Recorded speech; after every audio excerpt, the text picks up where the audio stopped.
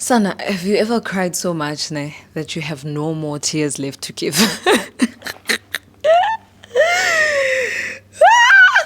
I'm laughing, but it's not funny. If you've seen my Instagram post this past week, you will know that I very candidly said I spent the weekend crying. I even took pictures because I made it a point to document it.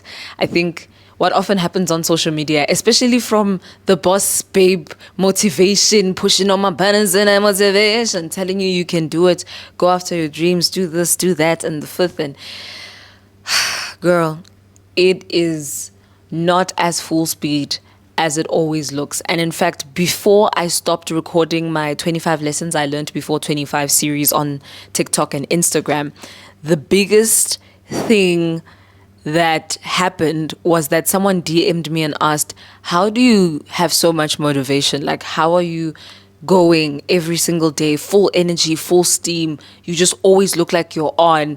Don't you ever get tired? Like, what do you do on your days off? And the truth is, not my days off as in I don't have work that day, but my days off as in the days when I'm not feeling my greatest and I don't feel like I have all the motivation in the world. And the reality is that I cry. Maybe not as much as I cried this week. I've actually never cried before this week. I just usually just sit in and I'm like, oh, this is so sad. Oh, the hustle is so hard. And I just think about it, think about my problems, get over it, and then I move on with my life. Like, that's always been me.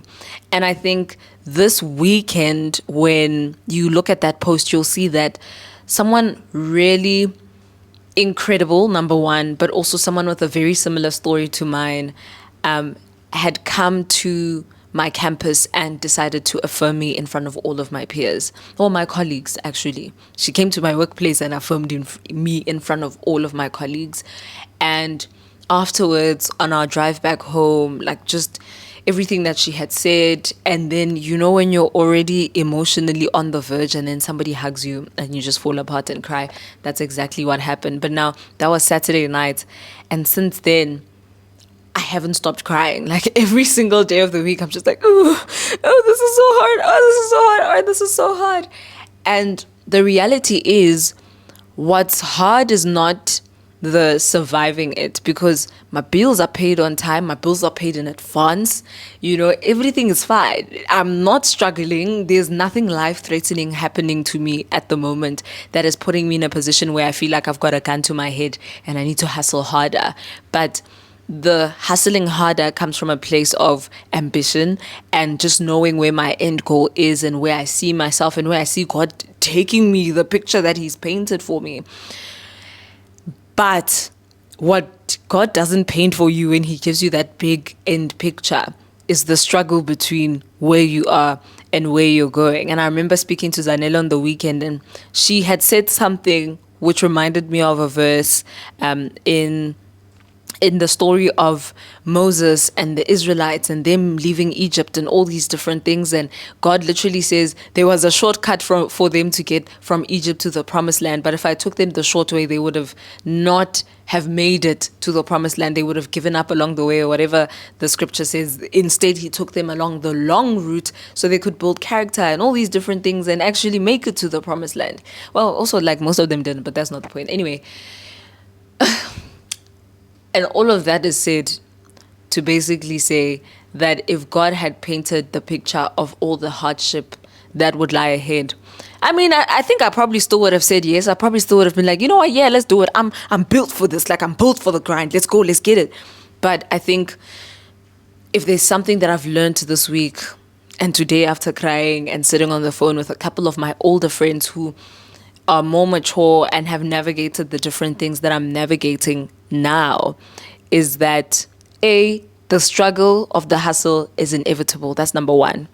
Number two is that comparison is probably one of the biggest contributors to making the struggle harder than it has to be. And the issue with when you're gunning for your dreams and you are hustling your way through something that doesn't have a blueprint, or maybe it does have a blueprint, is that you look at the blueprint, look at your life, and then think to yourself, where am I missing it? Because I'm not hitting the milestones that the blueprint says I should hit by this point and by this time. And then the third thing is that takers will always be takers.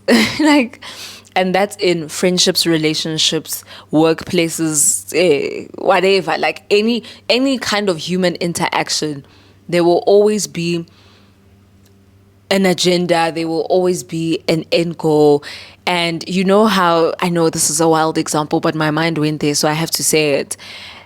How they say, girl, you know, you better watch out. Some guys are only about that thing, that thing, period. And that's just what it is. He's just after that thing. And so they're taking or giving, looking at taking that. The same thing happens in friendships, where you always have a friend that is very happy to take, but when it's time for that friend to give a little, they don't have anything to give. And not because they have nothing to give, but they're not willing to sacrifice anything in order to give. And so you'll find this thing in different stages of your life. But one, I've learned is that it's okay to ask for help. Two, like my friends have said, the struggle is inevitable. But three, you need to learn how to have boundaries. I think that's it. And I initially wanted to record this video earlier on. I was an emotional wreck. Like, I could barely speak without the lump in my throat breaking and me crying. But I just came off a phone call with one of my friends / mentors. I don't know what you want to call her, but she's a really cool lady that I respect. And she just gave me the most sobering conversation of my life. And I immediately stopped crying and I realized, you know what? Get up and lock in. Like, get up and lock in. Like, you've been reminded who you are. You know who you are. You know what you stand for. So stand on that business. And so this week, I am quite busy. I'm quite overwhelmed, but in a good way, in a sense that I have more opportunity than I do time. And unfortunately, my life is set up and my career is set up in such a way that opportunities don't happen without me present, because you're looking to use my voice, you're looking to use my face, you're looking to use my mind in some way, shape or form. And so I physically need to be there to get the job done, which is tragic, but it is what it is. I can't pay my brother to go and do it for me. I can't pay my sister to go do it for me.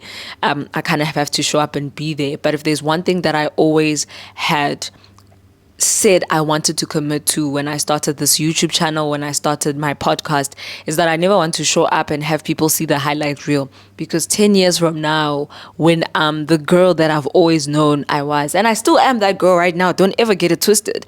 But 10 years from now, when it's undeniable and it's evident for everyone to see, someone who's aspiring to do what I'm doing at that time, because I don't know what I'll be doing in 10 years, what I'm doing in that time, and even surpass me, needs to be able to look at my journey on Instagram, on Twitter, on YouTube, and say, Barbara actually had some really tough moments, and there were weeks where she had nothing to give and had to pull herself up and do it. I mean, right now, I've got the opportunity to do the weekend slot on 947. I'm a field presenter at 947, for those who don't know. And what a field presenter is that essentially I don't actually have a show of my own. What I am, though, is a contributor to all the shows that are currently happening. So I'll be sent to an event that's happening somewhere far away, and then whoever is in studio will call Barbara, who's on the field, and ask Barbara to give us content and context around what's happening there in the field. So that's what I do. So I am a 947 presenter, but not the kind of presenter that you think I am. But on a rare occasion, what will happen is that I remember one morning I was sleeping and I think Manswe was ill. And so Matt, who usually does the 10 to 2 o'clock show, had to do her 7 to 10 o'clock show. And what that means is that I, being close by, available, all that stuff, and able to do the job, then ended up doing his show from 10 to 2, which is cool. And so this weekend, I have the same opportunity because the person who's doing the midnight to 4 a.m. slot, unfortunately can't make it. And now, I get to step up and prove that I've progressed in my ability to broadcast. I've learned certain skills and I'm worth giving a slot. Like I'm worth you even creating a new show to put me on. And it might not necessarily be at 947. It could be anywhere in the world, really. But it has to be done. You know what I mean? Like it's an opportunity and it has to be taken, it has to be done. But generally, I am a person who people know they can rely on in case of emergencies and things like that, which is always cool. But I think one thing that I need to navigate now, as I've cried for 7 days in a row, is that no opportunity is worth my soul, that's one. But two, I need to work out my boundaries in such a way that I can capitalize on opportunity, yes, and capitalize being grateful, obviously, but capitalize on opportunity, but also know when it's important for me to say no, because in the same way that I'm grateful for the opportunity and I want to grab it with both hands, mentally, emotionally, physically, I might not be in the best shape to show up as my best self. And that always works counteractive to what it is that I'm trying to do. Do you know what I mean? So, yeah, it's a very difficult one. I keep on joking and saying, like, this is something that I feel like needs fasting and prayer because I'm at a point where I really feel like I've exhausted everything in me when it comes to making TikTok videos, Instagram videos, YouTube videos, podcast episodes. But I've committed to showing up here every single week. And so that's what I'm going to do. I'm going to do it. But I don't ever want you to think that I have it all together all the time and I'm the strong, unbreakable character. I break. And right now I am broken. Do I wish that I didn't have to be... Hey, I must be careful what I say. Because I'm not going to edit this video. I don't have time to edit this video. So everything that I say is just going to be put out there verbatim. But I need to be... No. I was talking about the fact that I'm sad. Yes. What makes the situation extra sad is that, one, you will never be the main character of anyone's life like that. And so, because I'm not the main character of everyone's life, I'm only the main character of my life. And my friend Mbali is the main character of her life. And my niece Momo is the main character of her. My niece is the main character. If you've seen my niece, you've met my niece, you know she's the main character, right? These people are all main characters of their lives. So as much as I feel like I'm burning and I'm drowning, they'll never know that I'm burning and I'm drowning. But also, even if they do know that I'm burning and drowning, they are also burning and drowning. And so everyone really in their 20s is trying to figure things out for themselves. They're trying to find success for themselves. They're trying to find their footing in the workplace for themselves. They're trying to solidify their relationships, their romantic relationships, their platonic relationships, their business relationships. Everyone is just trying their best to find their standing so that they can build a life outside of their parents' provision. And so, yeah, I'm obviously very understanding of that. And I think that's just something that makes the 20s to feel so lonely from time to time. It's the fact that as much as we wish our friends could support us and hold our hands every step of the way, our friends also wish that we could support them and hold their hands every step of the way.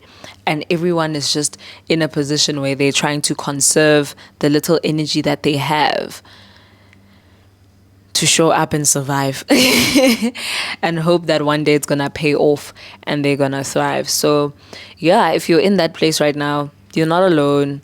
But also if you feel like your friends have let you down or the people around you have let you down, just know that they're human and they're also trying their best, shame, and they're just trying. It's your mom's first time being a mom. It's your friend's first time being a friend who's 25. It's your dog's first time being the pet to a person who's 25. You know, the dog didn't know you weren't going to feed it for 3 days. The dog is hungry. Go feed your dog. Anyway, that's all I came here to say. I love you. And I'm grateful for your support. I think the DMs and the comments that I've received in the past week have really been incredible. And it's nice to know that I'm seen by not just one person, not just 10 people, but something like 50 people actually see me. They support me. They believe in my dreams. And that for me was all the affirmation that I needed to pick myself up and push again and push again and again. Like, having opportunity is something that we all prayed for, but when the plate gets full, Baba, now it's time. Now it's time to work. Oh. I'll hold you down. I'm the one who's gonna hold you down. I'm the one who's gonna hold you down. Oh. Hold me down, son.